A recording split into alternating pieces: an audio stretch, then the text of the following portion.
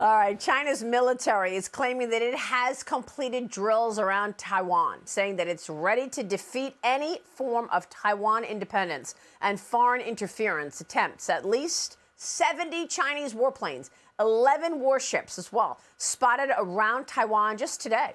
Joining me right now is Fox News contributor. She is Taub Professor of International Relations and Politics at Pepperdine University and Hoover Institution Research Fellow, Kiron Skinner. Kiron, it's great to have you this morning. Welcome back. Thank you.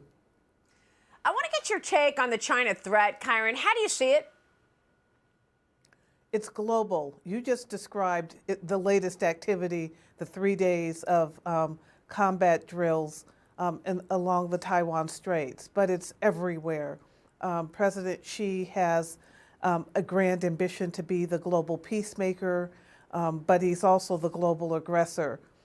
In addition to his ambitions in the Indo-Pacific, which are absolutely clear, he's recently played the role of peacemaker between Iran and Iran and Israel, Saudi Arabia. He's trying to be in the mix everywhere.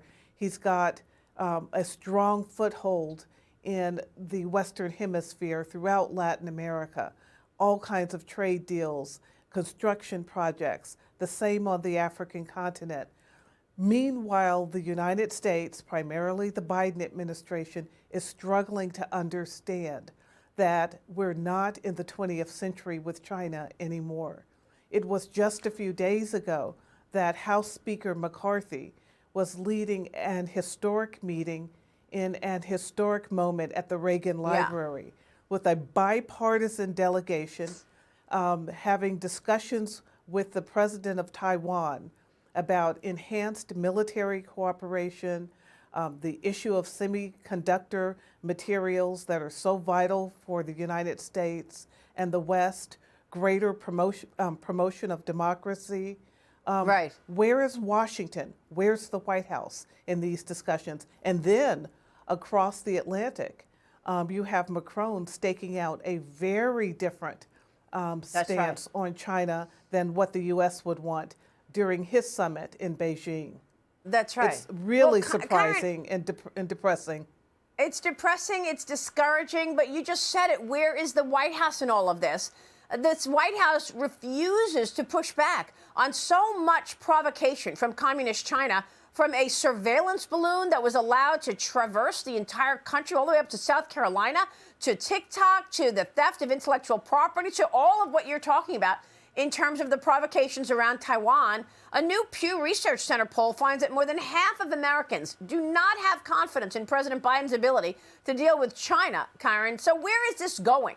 I mean, we're even now worried about the dollar and its global reserve status because the Chinese have been able to convince the Saudis to deal in the yuan when dealing in oil. They've convinced the Brazilians to use the real and not use the dollar as the reserve currency. Does this concern you? Of course it does. And I believe there's some really great people in the Biden administration in the foreign policy and economic policy community. They've served in prior administrations. I think they're using the wrong paradigm. And I don't know how much China has to hit them over the head before they realize that we are in an unprecedented global challenge, one that we did not have with the Soviet Union. The Soviet Union was walled off its economy. It had the Warsaw Pact, a coalition of nations held at gunpoint. China is all over the globe as an economic, political, military, strategic, and cultural competitor. I don't think the Democrats want to understand that this is the world that we're in, and they don't have the intellectual tools to shift gears. So when the balloon was traveling across American skyways a couple of months ago, leaders level meetings with the Chinese were canceled. Now the Biden administration is pleading with Xi for meetings. That's not where you want to be. To speak to the Pew poll, that doesn't give Americans confidence in our leadership. When 2 months ago they didn't want to meet with the Chinese, now they desperately do. And you Yeah. need American leaders, Secretary of State, the president, meeting with Xi because he is the power in that country. You need constant communication. There's very Yeah. little. Well, not to mention all of the money that was taken in by the Biden family from Chinese companies. I mean, corporate America also has a role here. The Oversight Committee has subpoenaed bank records from the major banks, but you also have investors buying into Chinese companies that are tied to the U.S. military. Why wouldn't they buy those stocks? It all happens from the top. And the Biden administration has not put in any limitations in terms of buying companies that may very well ultimately turn against America. Yeah, I think the Biden administration is kind of dancing around the edges on the issues of political economy that you've just mentioned as it relates to China. For example, the Indo-Pacific Economic Framework that it put forth last year. It, sounds good. 12 Asian nations and the U.S. coming together on economic cooperation and coordination, some climate change issues that this administration is committed to. And so there's a lot there that Republicans and others can agree with, but in detail, not much is happening. And there's no sense of a grand strategy being developed around That's right. The big threats. And it's not just China, it's also Russia, it's Iran. This is a very difficult period. And Donald Trump really kept all of these malactors at bay. I think the Biden administration has put more emphasis on unraveling the success of Donald Trump's efforts than coming up with their own alternatives. Right. Well, they hate him to a passion, with a passion. But you mentioned Russia. The Department of Justice is investigating these images posted on the chat website Discord.